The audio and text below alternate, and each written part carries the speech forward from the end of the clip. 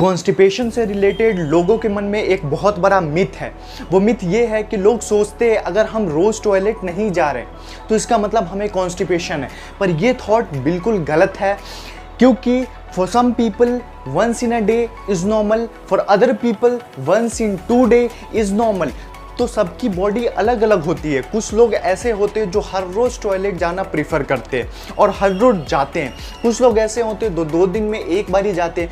तो अगर हम रोज़ टॉयलेट नहीं जा रहे और हम ये कह रहे हैं कि हमें कॉन्स्टिपेशन है तो ये बिल्कुल गलत है। ऐसा कुछ नहीं होता, ठीक है। अगर आपको एक वीक में 3 बारी से कम जा रहे हो आप टॉयलेट, एक वीक में मतलब 7 डेज में 3 बारी से कम जा रहे हो आप toilet, it means that you might have constipation. Now constipation का मतलब क्या है? What is constipation? तो कॉन्स्टिपेशन बेसिकली इसका हिंदी में मतलब होता है कब्ज। मतलब कि हमारा टॉयलेट अच्छे से साफ़ नहीं होता है, हमारा टॉयलेट जितना टाइम होना चाहिए उतनी बार नहीं होता है, उसके कारण से हम ब्लोटेड फील करते हैं, हमारा स्टमक बाहर निकला हुआ लगता है, हमें डाइजेशन में भी प्रॉब्लम होता है, समटाइम्स हमें पेन भी होता है, कभी कभी हमें ऐसा भी लगता है कि हम टॉयलेट करने के बाद भी लोगों को ऐसा फील होता है कि कुछ फीसेस अंदर है, मतलब अभी भी अच्छे से पास नहीं हुआ है। तो now let's talk about the causes of constipation. 90% लोगों में कॉन्स्टिपेशन का कारण होता है फीसेस का ड्राई हो जाना। अब ड्राई हो जाना देखो क्या होता है, हमारा फूड जब कोलोन में जाता है, कोलोन क्या है? कोलोन लार्ज इंटेस्टाइन का पार्ट है। तो वहाँ पे क्या होता है, कोलोन जो होता है वो वाटर एब्जॉर्ब कर लेता है हमारे फूड से। जब वो वाटर एब्जॉर्ब कर लेता है तो क्या हो जाता है, वो फीसेस बिल्कुल ड्राई हो जाता है, और वो जब ड्राई हो जाता है तो वो पेरिस्टाल्टिक मूवमेंट होता है हमारे इंटेस्टाइन में, तो वो क्या होता है, वो उसमें पास नहीं हो पाता है जल्दी से, इसीलिए हमें कॉन्स्टिपेशन हो। तो सबसे पहला कॉज है, अगर आपके डाइट में फाइबर का इंटेक बहुत कम है, अगर आप फाइबर कम ले रहे हो। अब फाइबर कौन कौन से फूड में कम होते हैं? तो चीज़ हो गया, उसमें फाइबर कम होता है, मीट में फाइबर कम होता है, एग में फाइबर कम होता है। तो ये सब अगर आप हमेशा कंज्यूम करते हो तो आपके बॉडी में फाइबर की कमी हो सकती है, और फाइबर अगर आप प्रॉपरली नहीं ले रहे हो तो आपको कॉन्स्टिपेशन हो सकता है। Now second one is physically inactivity और द सीडेंट्री लाइफस्टाइल। अगर आपका सीडेंट्री लाइफस्टाइल है, मतलब कि आप दिन भर बेड पे सोए रहते हो, फिजिकल इन्वॉल्वमेंट कुछ नहीं है, काम आप कुछ नहीं करते, फिजिकल कोई भी काम आप नहीं करते, गेम्स कुछ नहीं खेलते, आप दिन भर बस बैठे रहते हो, तो ये सेडेंटरी लाइफस्टाइल है और ये बहुत बड़ा कॉज होता है हमें कॉन्स्टिपेशन करने में। तीसरा इंपॉर्टेंट चीज, over use of laxative. Constipation के ट्रीटमेंट के लिए जो मेडिकेशन लेते हैं उसको बोलते हैं लेक्सेटिव्स। लेक्सेटिव्स बेसिकली बहुत टाइप्स के होते हैं, बस ओवरऑल उनका फंक्शन यही होता है कि जो हमारा जो स्टूल है उसको सॉफ्ट कर दे, उसको सॉफ्ट कर दे ताकि वो ईजिली बाहर निकल सके, ठीक है। तो लैक्सेटिव, अब कुछ लोग को क्या होता है, अगर उनको कॉन्स्टिपेशन ऐसा लग रहा है कि मुझे कॉन्स्टिपेशन है, बस वो लोग जाएंगे केमिस्ट के पास, आराम से लैक्सेटिव्स लेंगे और खाली कॉन्स्टिपेशन हुआ और आप डायरेक्ट दौड़े दौड़े चले जाते हो केमिस्ट के पास, वहाँ से आप कुछ भी लैक्सेटिव लेके खा लेते हो, तो ये गलत है, इसे आप स्टॉप करना पड़ेगा। लाइफस्टाइल चेंजेस लाओ, अगर उससे नहीं ठीक होता है constipation, then go for medication.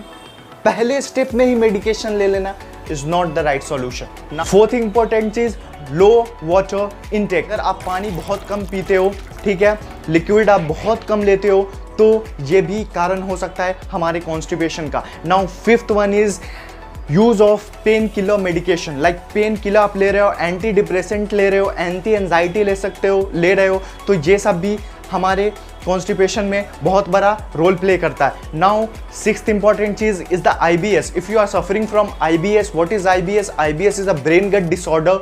IBS में क्या होता है, हमारा स्टमक खराब हो जाता है, हमें डायरिया होता है या कॉन्स्टिपेशन होता है, और उसमें क्या होता है, मतलब मेन अपीयर होता है बीमारी यहाँ पेट पे, पर उसका कनेक्शन होता है माइंड से, एंड माइंड से एंजाइटी और डिप्रेशन कारण होता है IBS का। तो अगर आपको IBS है, इट मीन्स दैट आपको भी 70 to 80% चांसेस है कि कॉन्स्टिपेशन हो जाए। Now let's talk about the cure of constipation. सबसे पहले आपको क्या करना, आपको मॉर्निंग में उठना है, करेक्ट है। उठने के बाद ये होम रेमेडी लेना है, जो अभी मैं बताऊंगा वो होम रेमेडी लेना है। इस होम रेमेडी के लिए हमें कुछ इंग्रेडिएंट्स चाहिए।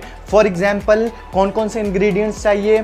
सबसे पहले हमें अजवाइन चाहिए, दूसरा हमें लेमन चाहिए, तीसरा हमें जिंजर जिसे हम अदरक बोलते हैं वो चाहिए, एंड ऑब्वियसली वाटर चाहिए।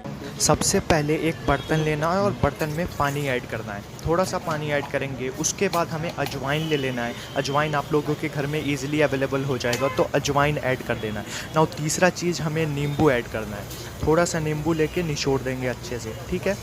नींबू के बाद जो हमें चौथा चीज़ यूज़ करना है वो है जिंजर, यानी अदरक। आप लोगों के घर में इजीली हो जाएगा। अदरक को पहले छोटे छोटे पीसेस में तोड़ लेना है, उसके बाद इसको बढ़िया से उस पानी में रख देना है। और उसके बाद क्या करना है, आपको कोई भी स्पून ले लो और उस स्पून से बढ़िया से इसको मिक्स कर दो।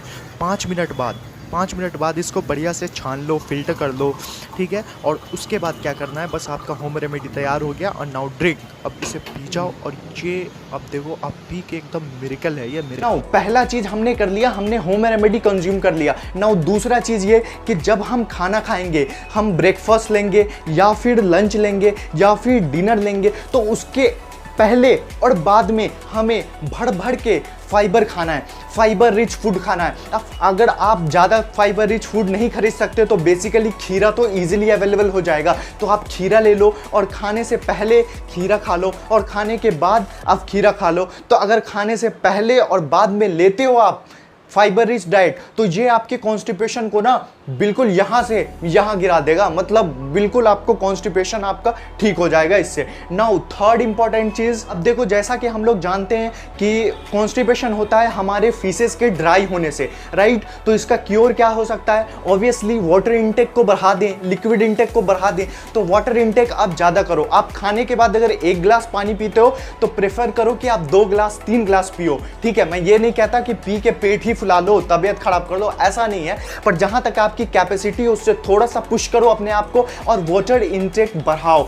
Now next thing is physical activity. तो फिजिकल एक्टिविटी अगर आप ज़्यादा नहीं तो दिन भर में आधे घंटे मतलब 30 मिनट की आपको फिजिकल एक्सरसाइज करनी ही है, चाहे वो वॉकिंग हो या फिर जिम में आप वेट्स उठा रहे हो या फिर रनिंग हो या फिर कार्डियो हो, कुछ भी हो, पर आपको 30 मिनट डेली वर्कआउट करना है। फिफ्थ वन इज अपने मील्स को 3 टाइम की जगह 4-5 टाइम में डिवाइड कर लो। आप थोड़ा थोड़ा सा खाओगे तो आपको पेट को भी, इंटेस्टाइन को भी ज़्यादा प्रॉब्लम नहीं होगा उसे डाइजेस्ट करने में। अगर वो प्रॉपरली डाइजेस्ट होता है तो वो प्रॉपरली पास आउट भी होगा, मतलब कि आपको कॉन्स्टिपेशन की प्रॉब्लम नहीं होगी। तो सारे जो मैंने क्योर मेथड्स बताएं ये सारे ईजी है, कोई भी बंदा आराम से इसे फॉलो कर सकता है। हमें ये फॉलो करना है एटलीस्ट फॉर 7 डेज।